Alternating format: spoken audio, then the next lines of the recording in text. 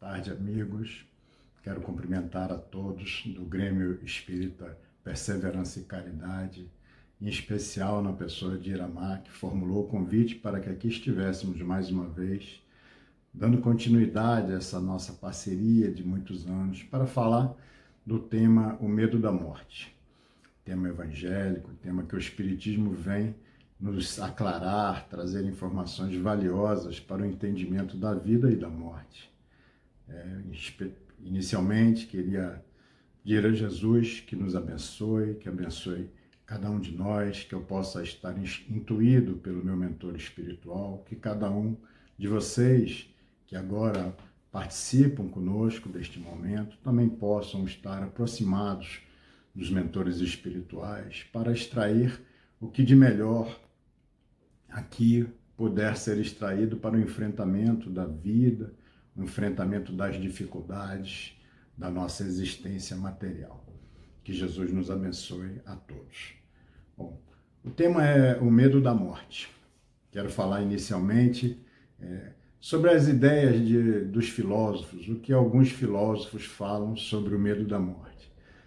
Já colocando que é muito interessante, porque até de ideias profundas, exaradas por alguns filósofos, por exemplo, Sêneca, que vai nos dizer para aprender a viver, que aprender a viver não é mais do que aprender a morrer, e que quem despreza a morte vive paradoxalmente melhor.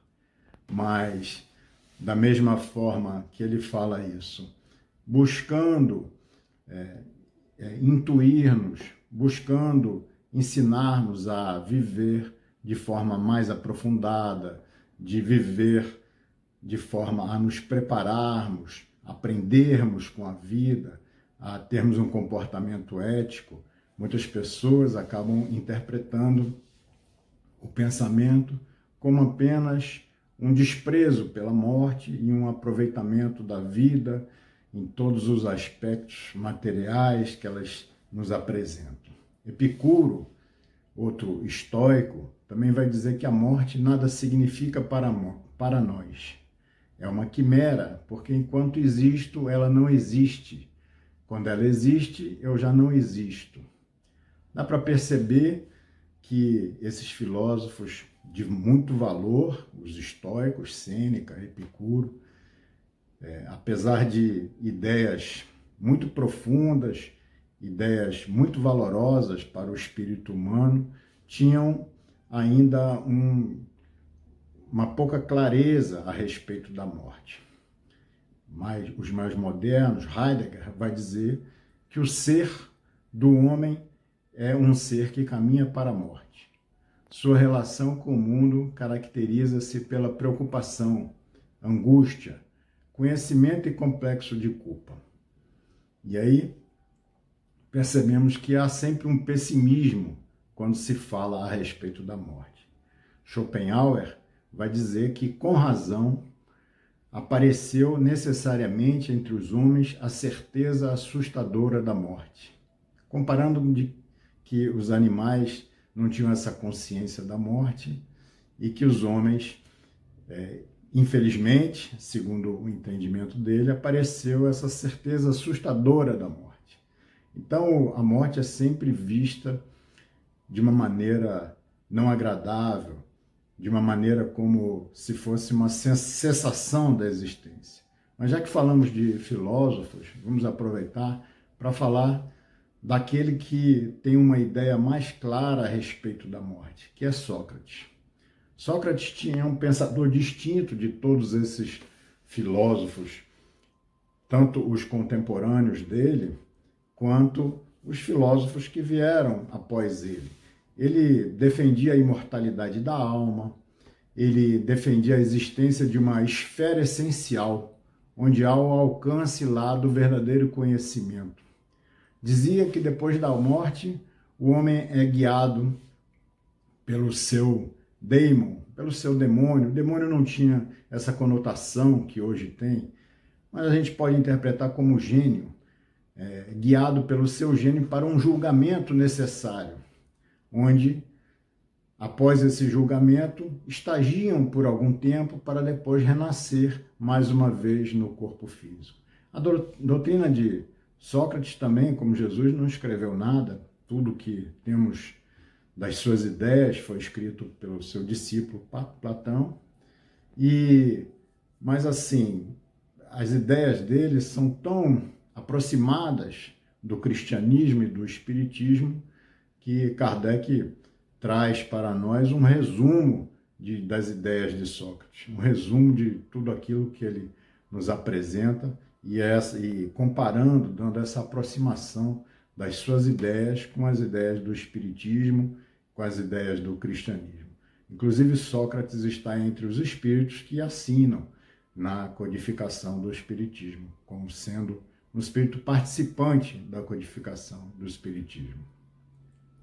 Mas para nós espíritas, o medo da morte, o temor da morte, deve ser encarado de forma mais suave, né? Porque a morte como sendo uma libertação desses cuidados terrenos. A morte como sendo apenas a destruição desse envoltório material, dessa veste que ora vestimos, que a alma abandona e como a borboleta faz com a crisálida, a alma abandona e conservando o seu corpo fluídico, seu perispírito, para seguir de forma mais livre, né? Assim que nós devemos ter esse entendimento. Mas será que temos? Será que temos esse entendimento? É muito interessante porque o espírito talvez mais evoluído que esteve conosco recentemente, Francisco Cândido Xavier, nos dá uma ideia, nos dá uma ideia sobre o aspecto do humor, que é aquele episódio dele no avião, né? Quando o avião, ele diz que teria que contar no pinga-fogo com aspecto de humor, e ele vai contar que o avião virava de cabeça para baixo e que todo mundo gritava e tudo aquilo. E ele se apavorou com aquilo e também começou a gritar, e chega Emmanuel e vai dizer para ele que não estava entendendo, né? E ele vai dizer: o senhor não acha que estamos em perigo de vida? Emmanuel diz: sim, mas o que há com isso? Vocês não são privilegiados. Muitas pessoas estão em perigo de vida, tanto quanto vocês aqui. Aí ele vai dizer: tá bem, mas se estamos em perigo de vida, eu vou gritar: valha-me, socorro, meu Deus. E Emmanuel vai dar aquela resposta que fica marcada: está bem, então morra com educação, cale a boca e morra com educação para não afligir a cabeça dos outros com seus gritos. Então é assim, Chico, com todo o conhecimento, com todos os livros, com todo esse cabedal de informação que ele dispunha, no momento mais difícil, no momento grave, ele também se permite desequilibrar-se, se permite sentir o receio da morte, daquele momento difícil. É porque assim, o medo da morte, de certa forma, é um medo muito natural, né? Porque é a misericórdia divina que nos dotou desse instinto de conservação. O instinto de conservação nos preserva, nos defende de todos os perigos e nos defende até do fato de desistirmos da existência por nada. Então, esse instinto de conservação, de qual todos nós fomos dotados, ele faz também com que nós tenhamos um medo da morte, um medo dessa passagem, né? Mas assim, nós temos a consciência de que a vida prossegue. Eu acho que, de uma certa maneira, grande parte da humanidade tem a consciência. O mundo oriental todo tem essa consciência e o mundo ocidental também tem essa consciência, porque isso foi constituído conosco há milênios.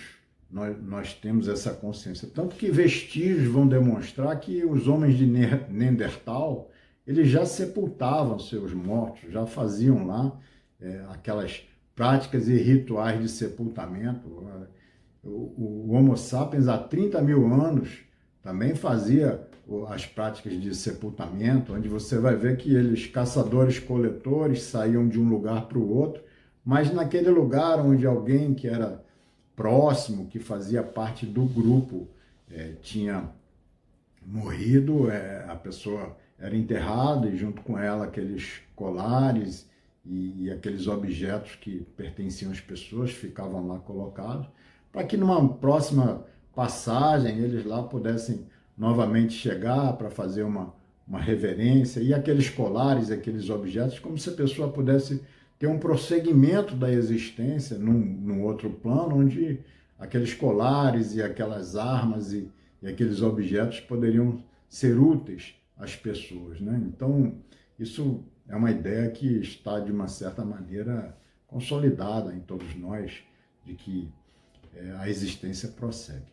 E, apesar de deturpada pela religião, pelos dogmas, pelas ideias equivocadas, então o medo da morte também surge a partir da ignorância, né? A partir do desconhecimento do que encontraremos na vida além túmulo. Também a partir das ideias da religião, aquele inferno dantesco, né, e eterno, como se você fosse ficar sofrendo eternamente num lugar de fogo, de dor e de sofrimento, né? Kardec vai dizer isso na questão 941 do Livro dos Espíritos, de que o temor da morte tem relação exatamente com esse tipo de educação que a gente vai ensinar às crianças quando são pequenas, essas ideias do inferno e do fogo eterno e tudo isso, e isso vai fazer com que, de uma certa maneira, elas fiquem impactadas e criem esse temor da morte. E depois de adultas, ou elas vão rejeitar esse tipo de ideia, vão se tornar materialistas e ateus, ou então elas vão deixar introjectado em si essa ideia, esse ponto de vista, e viver com medo, viver com temor, viver com toda essa dificuldade que as ideias produziram no íntimo de cada um, né? Esse fator cultural, ele é importante, né? Por conta da ignorância, por conta da falta de conhecimento, né?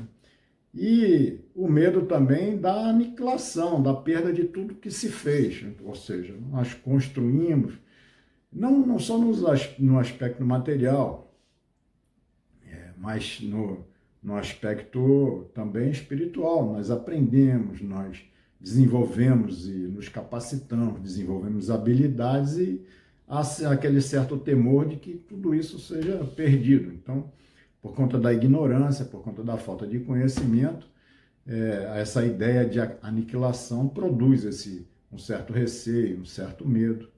Por outro lado, há também o medo por conta da nossa imprudência.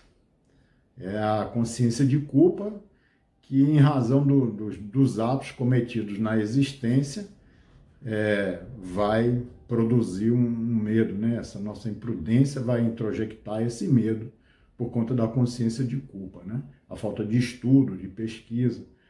E na imprudência também o predomínio da natureza material. A gente se apega a tudo que é material, somente o que é material, e só a matéria existe para nós. Então a morte representa essa aniquilação, o apego a tudo isso que nós temos, né? Mas a morte é essa destruição do corpo, né? E não o perispírito que se separa do corpo quando nesse cessa a vida orgânica. Então, quando no corpo cessa a vida orgânica, o corpo não tem mais condições de sustentar a nossa vida, o nosso segundo corpo, o perispírito, isso é a morte, essa transformação, essa libertação do corpo espiritual também, que vai seguir em frente. No budismo, o Buda fala das 4 nobres verdades, né? Onde a primeira nobre verdade, chamada dukkha, ela é a verdade do sofrimento, né? É a nobre verdade do sofrimento, né? Que vai significar todo esse nível de desconforto e toda essa nossa insatisfação em função dessas experiências cíclicas que nós vivemos na nossa existência, né? Que são as experiências cíclicas? É o nascimento. Nascimento representa sofrimento. Sofrimento para o espírito, né? Que deixa de estar vivo no plano espiritual e nós vemos, inclusive, no nosso lar, a tristeza daqueles espíritos que se encaminham para a câmara de reencarnação. É um sofrimento. Essas experiências cíclicas e o nosso apego à nossa condição vai produzindo esse tipo de sofrimento. Né? O envelhecimento é um sofrimento, porque diminui a nossa capacidade de agir no mundo, diminui a nossa potência, né? A vontade de potência é algo que é um dos instintos básicos da nossa psique, e diminuindo essa nossa potência, o envelhecimento é um sofrimento. A enfermidade também, diminuição de potência, é também um sofrimento, a gente perde aquela condição. E a morte também, assim como o nascimento para o espírito, a morte para o encarnado é um sofrimento, onde a gente, viúvo, na verdade, não é quem fica, viúva é quem parte, porque nós estamos aqui habituados a todo um ambiente, a todo um conjunto de pessoas que convivem conosco e, de um momento para o outro, nós somos obrigados a deixar todas essas pessoas, todo esse ambiente que estamos acostumados. Então, a morte, de uma certa maneira, é um sofrimento. Segundo essa nobre verdade de Buda, por conta do apego, né? Que o desapego é a chave da libertação. Depois Buda vai dizer na quarta nobre verdade dele, sobre o caminho para a cessação do sofrimento, né? Ele vai dizer que o caminho é um caminho de 8 vias, né? É o entendimento correto, é o pensamento correto, é a linguagem correta, é a atitude correta, é o modo de vida correto, é o esforço correto e é a atenção plena correta, a concentração correta. Esse é o caminho, né? O entendimento correto. É isso que o Espiritismo, de certa forma, vem trazer para nós. Esse caminho de cessação do sofrimento, esse caminho de libertação que o budismo nos oferece, o Espiritismo também nos oferece, porque a partir do momento que nós temos o entendimento daquilo que vai acontecer, o entendimento dos porquês, e nós conseguimos, então, manter o nosso pensamento de forma adequada, de forma coerente, de forma correta, aí a gente realmente vai conseguindo se libertar do sofrimento, né?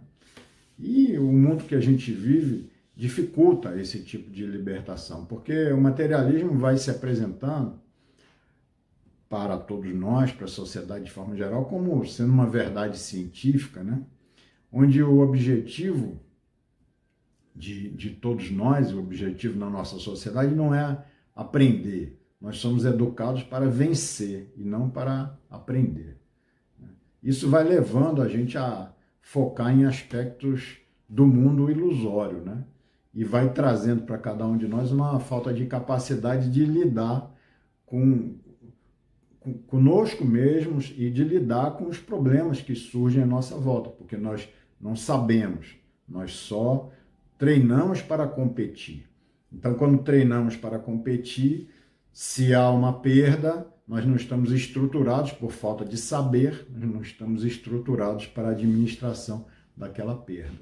E nós vamos competindo por um status sem utilidade do ponto de vista espiritual.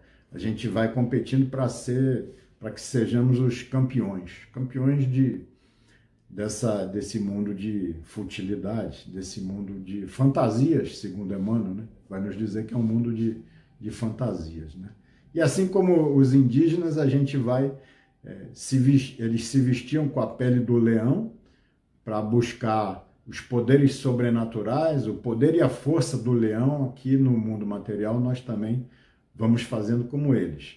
Vamos buscando a pele do leão sob a forma da marca adequada do veículo que nós vamos comprar, a marca do celular que nós portamos, que nós apresentamos à sociedade. Então a gente vai, de uma certa maneira, sendo desvirtuado por esse mundo de ilusões e vai abrigando em cada um de nós esse pensamento de que a admiração àquela marca, aquele carro, vai impregnar em cada um de nós algum tipo de valor e que as pessoas vão, por conta disso, ter uma certa admiração por todos nós. Então é um mundo difícil da gente relacionar e da gente fazer a nossa trajetória e o nosso desenvolvimento espiritual. Tem um documentário aí na Netflix, Dilema das Redes, né? Eu falo às vezes dilema das redes sociais, acho que eu estou errado. Dilema das redes, né? Que fala sobre de que maneira que essas redes sociais e esses softwares interagindo conosco, de que maneira que eles interagem e de que maneira que eles buscam fazer o controle da nossa existência, da nossa vida. A gente tem que saber isso, é importante ver o documentário, ele é bem esclarecedor. A gente tem que saber isso, porque existem inteligência artificial, programas de computadores muito sofisticados que vão controlando o tempo que a gente gasta, até o olhar que a gente se demora um pouco em determinada postagem, se você demora um pouquinho, aquele programa já entende que aquilo é algo que te interessa e começa a selecionar esse tipo de ideia para que chegue até você, porque as redes sociais, elas têm o objetivo de utilizar a nossa frequência nelas para nos oferecer produtos dos clientes deles, porque nós não pagamos para a utilização da rede, então nós somos o produto. E nós somos o produto, eles querem que nós estejamos interligados, conectados à rede o maior número de horas possíveis para que possam nos ser oferecidos a maior quantidade de produtos e a partir daí os clientes deles, os clientes das redes sociais, possam oferir algum tipo de lucro. Então, nós passamos a ser os produtos. Eles costumam identificar quais são os horários que a gente acessa, qual é o tipo de reação que a gente tem às notificações. E aí, em cima dessa inteligência artificial, vai fazendo um controle de uma maneira que a gente acaba não conseguindo nos libertarmos da utilização da rede. Então fica uma equação de vício, aliado também a uma equação de desinformação, porque se eles, para nos prenderem ali na rede social, só nos apresentam aquilo que nos interessa, porque senão a gente pode sair, a gente fica preso dentro de uma bolha de informação, a gente só vê aquilo que aparentemente nos interessa, aquilo que seria uma ideia diferente das ideias que nós abrigamos, não nos são apresentadas. Aí nós ficamos cada vez mais vivendo numa bolha e cada vez mais vivendo uma questão da desinformação. Então é importante a gente entender, para entendermos a morte, a gente entender que a gente precisa buscar sempre essa ideia da compreensão, a ideia do entendimento correto, né? E de que maneira, como é que se opera a morte, né? A gente está preso, o nosso perispírito vai se vincular ao nosso corpo físico ali, molécula a molécula. Então, são laços que nos retêm ao nosso corpo físico, né? E que eles vão se desprendendo, vão se desfazendo. Então, essa separação, ela não se desprende, nós não nos desprendemos do nosso corpo físico de forma brusca. Ela é feita gradualmente, né? São dois estados, a morte e vida ali se confundindo para que possa então o espírito se desprender, os laços se desatarem, sem a quebra do laço, para que a gente possa ter um processo tranquilo, né? E o sofrimento que acompanha esse tipo de desprendimento, ele está subordinado a uma força, vai dizer lá no céu e inferno, o sofrimento que acompanha o processo da morte está subordinado a uma força adesiva entre o corpo e o perispírito. E essa força adesiva normalmente é esse materialismo, é essa nossa vinculação extrema aos aspectos materiais. É esse nosso desconhecimento do mundo espiritual e da continuidade, né? Então, ao justo, vai dizer na parte segunda, né, do céu e inferno, que ao justo nenhum temor inspira a morte, porque com fé ele tem a certeza do futuro. É isso que a gente precisa consolidar aqui, a certeza do futuro, a fé e essa certeza de que a morte só é uma transição e que se dará da melhor maneira e que tudo que a gente aqui usufruiu foi bem utilizado e nos proporcionou conhecimento e aprendizado para que a gente possa seguir adiante, né? Então vai dizer que essa libertação, a proporção que se liberta, a alma vive uma situação comparada ao despertar de um sono profundo. Então morrer nada mais é do que você, aquele período de perturbação que é chamado, morrer nada mais é do que você dormir e acordar, despertando de um sono profundo. Você vai despertar de um sono profundo.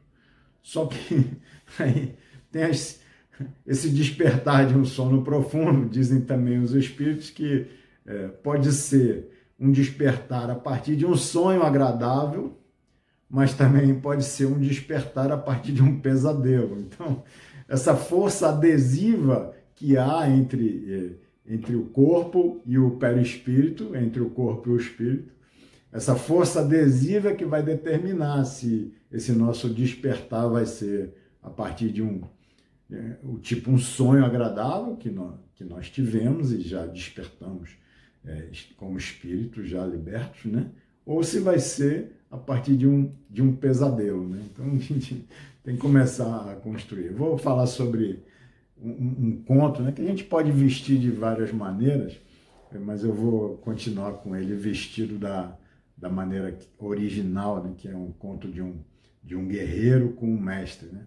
Esse guerreiro chega a um mestre para querer saber exatamente isso, se existe um paraíso e um inferno, onde eles estão, questionando ao mestre onde é que eles estão. E aí o mestre vai responder ao guerreiro: quem é você? Eu sou um guerreiro, um samurai. E aí o mestre vai dizer: você é um guerreiro? Dando risada, né? Que espécie de governante teria tal guarda? Sua aparência é a aparência de um mendigo. E aí o guerreiro ficou tão raivoso que começou a tirar a espada dele lá da bainha e chegando próximo, né? E aí o mestre diz: então você tem uma espada? Sua arma provavelmente é tão cega que não cortará a minha cabeça. E aí aquele samurai vai ficando nervoso, retira a espada num gesto muito rápido, avança, pronto para matar, gritando de ódio. E aí o mestre grita para ele: acabaram de se abrir os portais do inferno. Então, aí ele, ouvindo essas palavras, ele percebe a sabedoria daquele mestre, embainha a sua espada, se abaixa, faz uma profunda reverência, e aí o mestre vai dizer para ele: acabaram de se abrir os portais do paraíso. Então, na verdade, é mais ou menos isso. A maneira de viver vai determinar também a maneira de morrer. Ou a gente vai estar abrindo os portais do inferno, o pesadelo, ou nós estaremos abrindo os portais do paraíso, aquele sonho maravilhoso, com flores e com tantas belezas que se vê. E a doutrina vai trazendo para nós lições vivas, né, da realidade. Tem a obra de André Luiz, ela é potentosa, é fabulosa. Eu já li mais de uma vez, já estou na terceira vez, e realmente é uma obra gigante, é uma obra que nós vamos ainda por muitos anos estar debruçados sobre ela, retirando, absorvendo os ensinamentos, né? Então essa obra Obreiros da Vida Eterna, até cheguei a falar numa última palestra sobre um caso, um aspecto dela. É uma obra que André Luiz e um instrutor Jerônimo, com uma enfermeira Luciana, o padre Hipólito, eles descem ao planeta numa missão especial, que é atender por 30 dias alguns colaboradores de nosso lar que iriam desencarnar. Então eles vão auxiliar por 30 dias na desencarnação desses colaboradores de nosso lar, né? Então, são exemplos vivos. A gente vai ver sobre Dimas, que é um um companheiro libertado, que foi um discípulo do Evangelho, do Espiritismo, na parte de assistência e difusão da doutrina, né? Mas quanto a ele mesmo, ele não teve um aproveitamento ideal, mas ele foi muito bem protegido, muito bem amparado, os espíritos auxiliaram.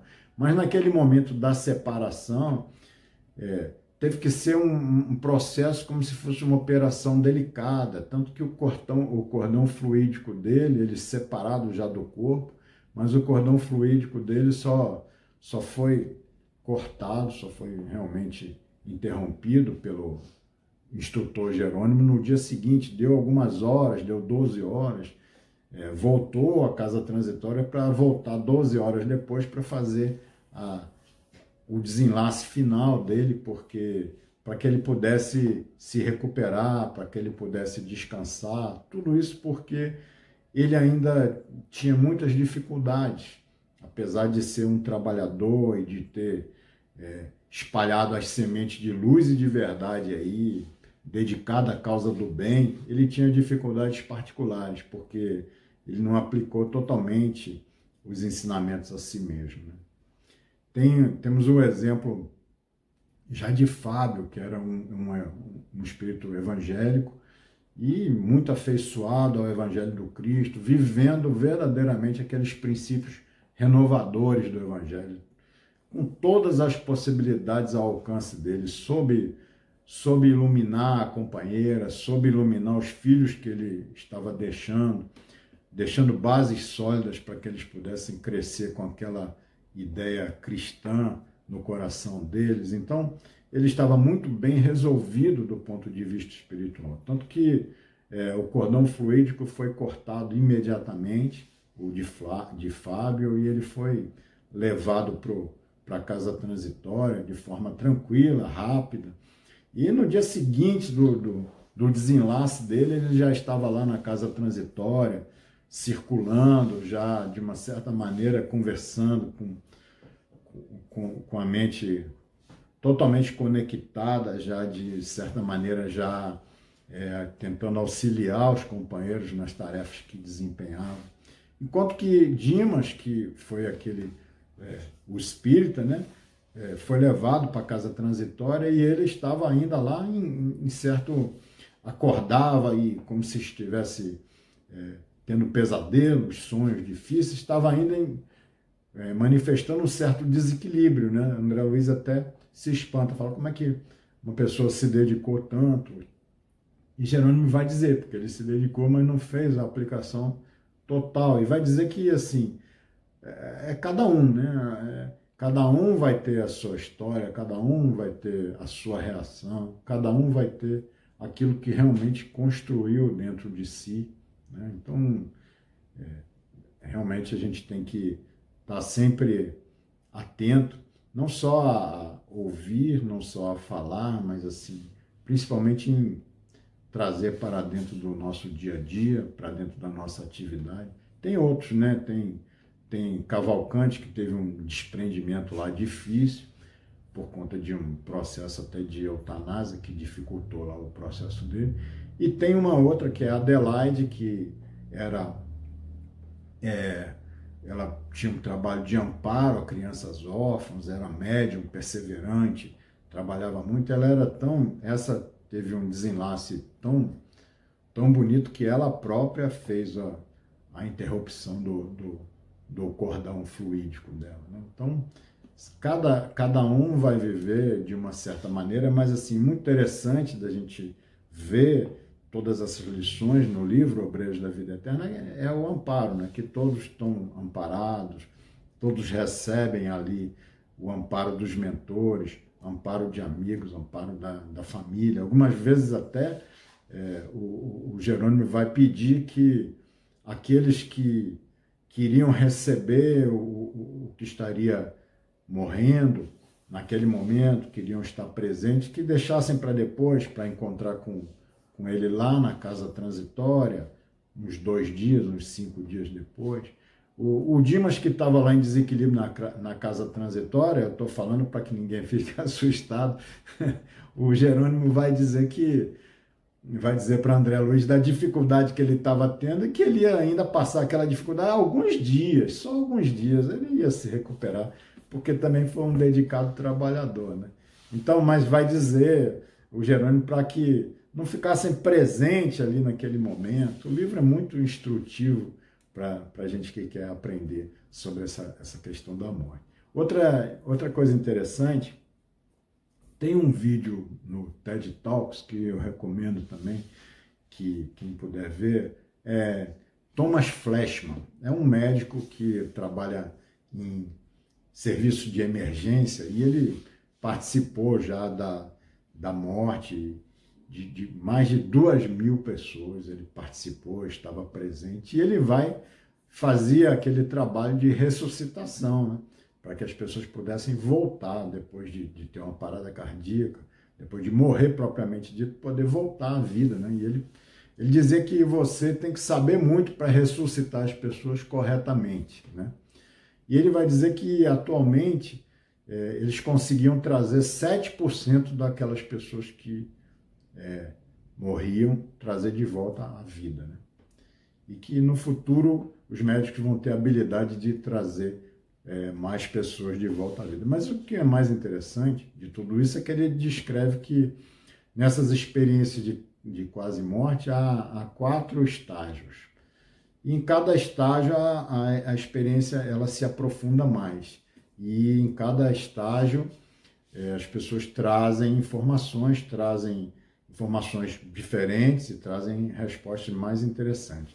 Vai dizer ele que no 4º estágio, que é o estágio mais avançado, né, as pessoas encontram parentes que morreram e são saudados por ele. Não estou falando de espiritismo, estou falando de um médico inglês que faz experiência de quase morte.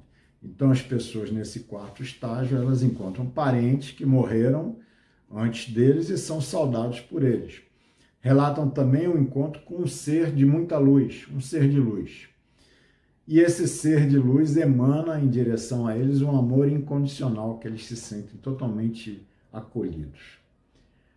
Metade deles relatam que o parente ou o ser feito de luz lhes dizem que eles devem voltar, porque há algo ainda que eles precisam fazer aqui na vida. Então, veja como é interessante. E depois que eles voltam, que é mais interessante de tudo isso, é que depois que eles voltam, eles tornam-se mais empáticas, tornam-se mais orientadas para o social, perdem o interesse nos valores materialistas, tornam-se mais espirituais, não religiosas, tornam-se mais espirituais. A espiritualidade cresce em cada um deles.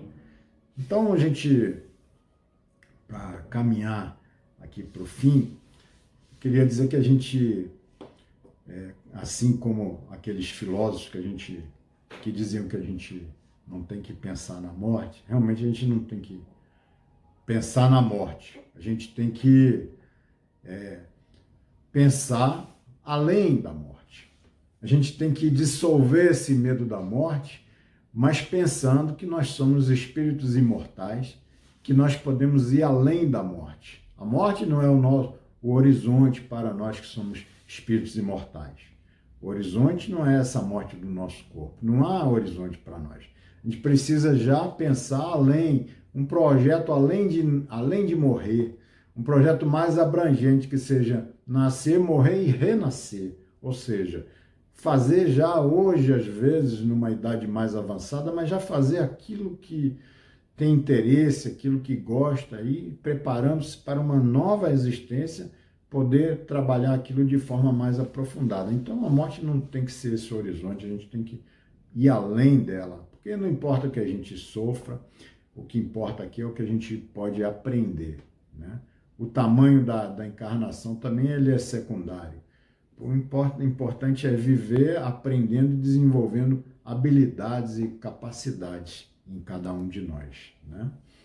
E que Deus seja bom conosco para que a gente possa partir.